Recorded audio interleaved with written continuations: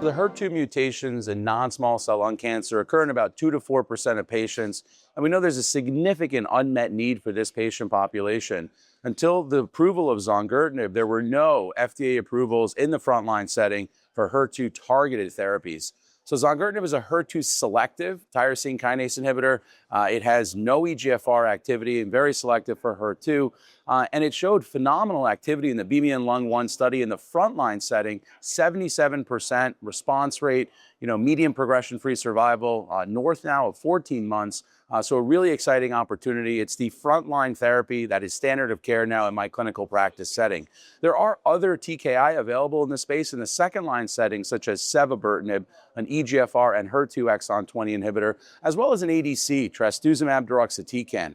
Here at ASCO, we're reporting an update on the patient-reported outcomes. Now, why are patient-reported outcomes important?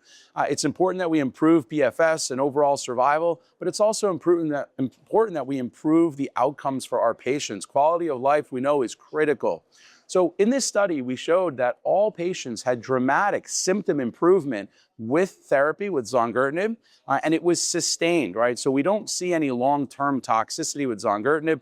Most common side effect from Zongertinib, again, a HER2 selective TKI, is diarrhea, mostly grade 1. Only 1% of patients had grade 3 diarrhea. When you compare and contrast that to a therapy like Sabari being an EGFR and HER2 therapy, so non-selective for HER2, much higher rates of diarrhea, upwards of 80%, with a grade 3 rate in that 15 to 20% range. So looking at patient-reported outcomes, we did see an improvement in quality of life for patients, as well as an improvement in their symptom management and control. We had very high response to our questionnaires on this study, with very long-term follow-up in a group of 70+ patients in the Beamion LUNG-1 study. And what we saw early on was improvement in the patient-reported outcome metrics, but this could just be related to symptom improvement from cancer control, right? The time to response for Zongertinib is 1.5 months.